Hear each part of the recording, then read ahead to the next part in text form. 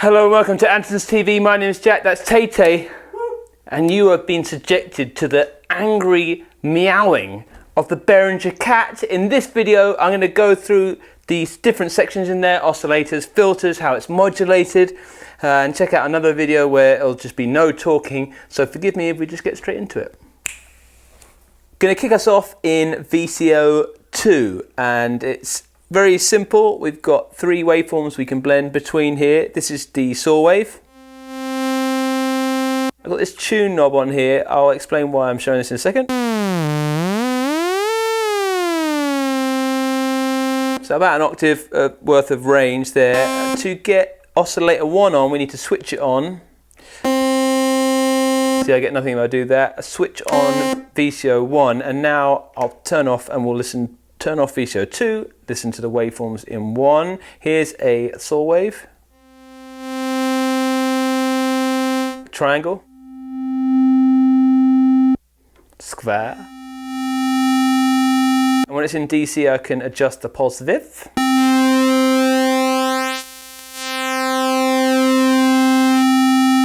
And I've got a sub octave, which is a square wave an octave below that. And these oscillators have a lot broader range with the coarse tuning.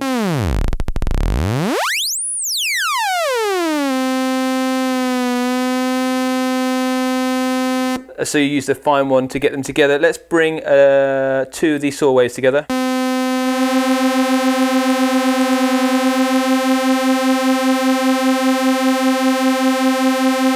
And then let's make a big fat sound. But you get really complex waveforms with this by using all of the sliders.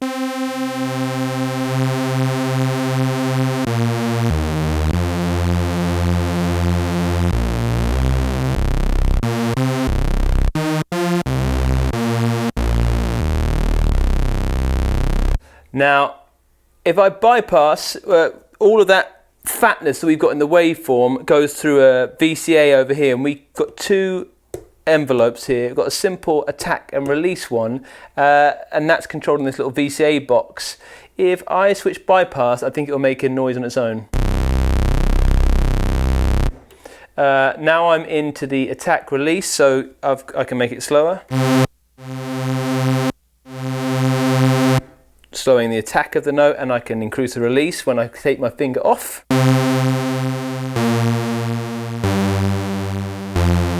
Instead of, if I want a bit more control, I can flick this up to the ADSR, so attack, decay, sustain and release.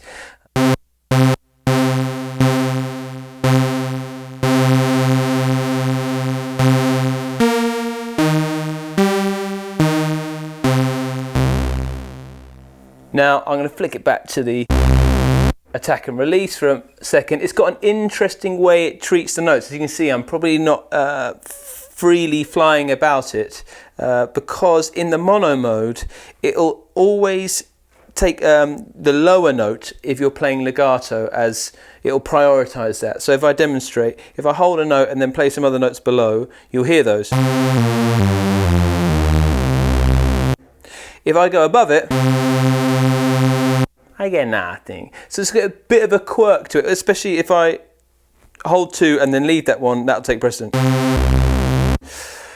So it takes a bit to get used to, but I think it's what lends itself to its that idiosyncrasy of it is what makes the weird riffs that you come up with. Anyway, that's the oscillators, hopefully, and the envelopes in terms of VCAs. Let's move on to filtering. Let's do it. LFO land, we have a single LFO, but all these rockers on the oscillator sections 1, 2, and the VCF allow you to route that LFO to them and control them, move them around. A good, easy way to hear an LFO, I find, is to get some vibrato going. So how do we do it on here? I've got a single saw wave going. And I'll get some vibrato in there. Now, I've got it set to a sine wave here, and to bring in this LFO, I have to set the depth with this knob here. So let's see if it comes in. Danish Pete vibrato. One other feature we've got over here, away from that, is the LFO delay. So that can delay the onset of the maximum amount of the LFO by up to 5 seconds. Let's hear that.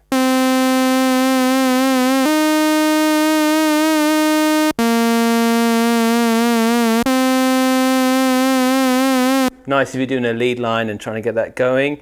That's only in relation to that. Let's stay here on that waveform and see what we do when we flick this same switch. So now we're going to a square wave type of modulation, again governed by the speed and the frequency here at the LFO frequency range. Let's bring that in and you'll hear what happens.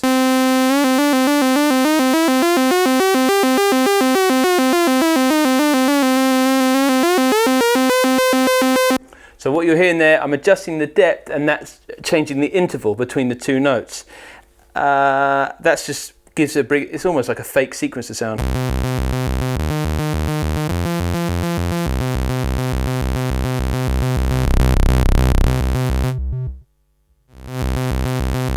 Right, other interesting thing is we've got sample and hold, S and H. And if I flick it to that, I'll take the modulation down. We've got another rocker switch over here, which is in relation to that, and let's listen to it. Going back to our saw wave. If I bring it up, you'll see what happens. Things get crazy.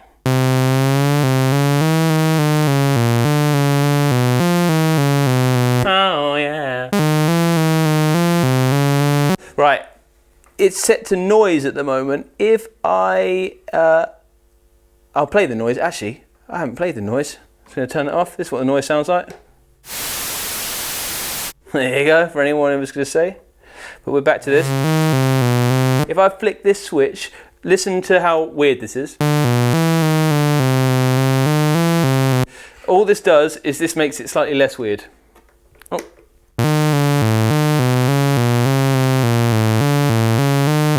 One pint. 10 pints.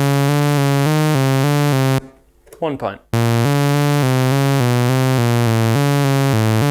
And what we can do is you can get like a fake sequencer thing. If I flick this ADSR repeat, at the moment I'm governing the envelope of the sound with the attack release envelope here. If I flick,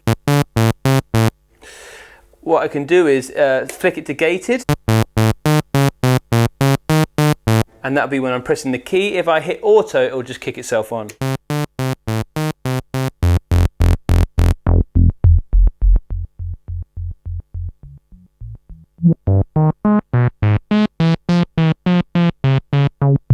So you get all that crazy stuff, just trying to let you know what you can do with it.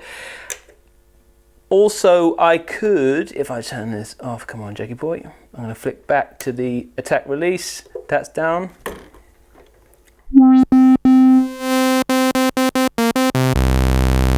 I can just route the LFO to the filter and get some movement there. So here we are in filter land. If I go to sample and hold and play something. It's very Bon Iver actually.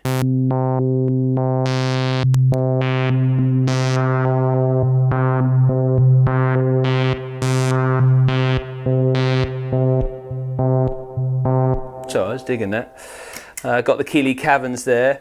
So you can see how that single LFO can be controlling a lot of things.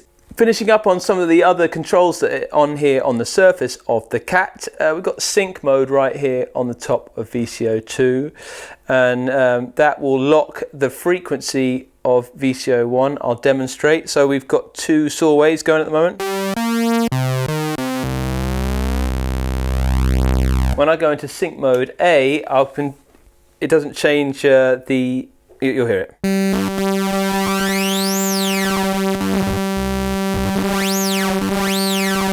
That classic synth sound, sync sound. It's got two modes as well. To my ear, they sound slightly different. A is a bit dirtier, I think. And B. And also a lot of stuff changes based on what you've got here in the waveform. So if I bring up some different flavors.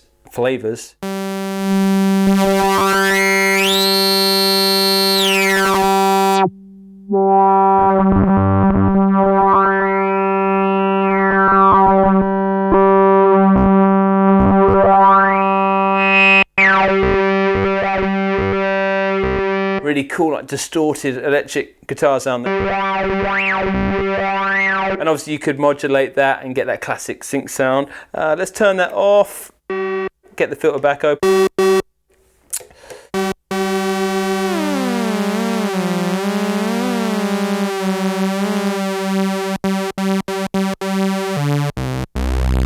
We can get some limited frequency modulation going because we can set this VCO2 to modulate the frequency of VCO1 and vice versa for cross modulation. So let's do a bit of FM. We've got these two. If I flick it to VCO1, this will modulate the frequency of that. There's a few little sweet spots in here. It's not like full FM, but check it out.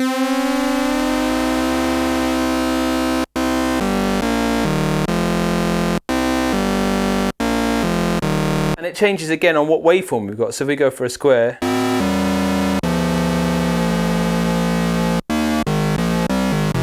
I can see if you're a tinkerer, you'll enjoy that it changes all the time. For me, it's quite hard to get my head around, and don't be freaked out if you've bought it and it's, oh, I can't get what I want. It's very idiosyncratic, I'd say. You can actually get them kind of cross-modulating each other, because now I can set VCO1 to go back the other way. Check it out.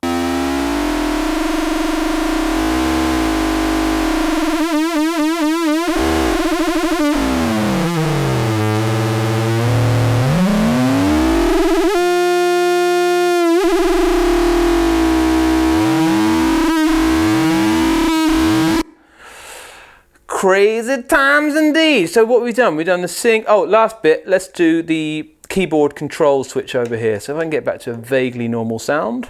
2 oscillators, please.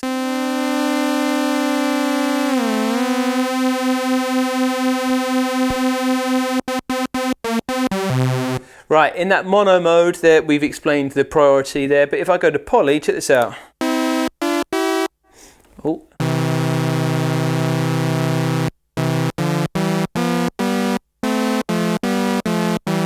All those guys who want to play Rugrats. The VCO2 is the lower oscillator by my ears. Let's check it out. So.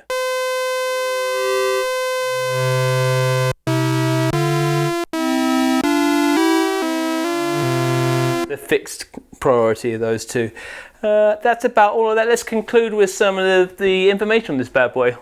Behringer CAT is in stock with us at the moment, available to buy. It's very reasonable. Obviously the price changes with the wind and what's happening with everyone in the world, but check out the links below for more information. I really like it. It's just, out of all the Behringer stuff I've tried recently, it's taken me the most time to get my head around it. It's the least instant of mono synths that I've played, but definitely has the most character out of the, that's my opinion on it. A bit like I felt with the subharmonicon. I played that at first, it was like, oh, I can't get my head around it. A little bit of time with it, I can understand why people are really digging this. So if you like what we're doing, consider subscribing. If you don't, let us know in the comments. Thanks for Tay for sticking with it and being bombarded with my synthesizer sounds. Right, I'm going to play us out, and thanks again for joining us. Cheers, guys. I'm going to flick it into the auto mode and just have a fiddle.